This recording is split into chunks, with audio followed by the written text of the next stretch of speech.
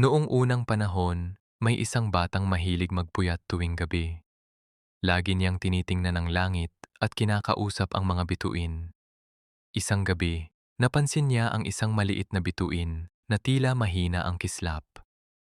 Bakit hindi ka kasing liwanag ng iba? Tanong ng bata. Sumagot ang munting bituin. Natututo pa akong magliwanag. Hindi pa ako ganap na handa. Ngumiti ang bata at sabi niya, okay lang yan. Samahan kita. Araw-araw, kinakausap ng bata ang bituin. Ikinukuwento niya ang kanyang mga pangarap at mga pangyayari sa buhay. Unti-unti, lumakas ang kislap ng bituin.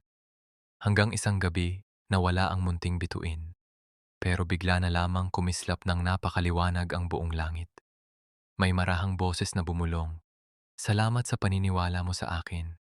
Dahil sa'yo, natutunan kong magliwanag. Ngumiti ang bata habang nakatingin sa langit. At habang unti-unti siyang nakatulog, naisip niya, kahit ang pinakamaliit na liwanag, pwedeng maging pinakamaliwanag kapag may naniwala.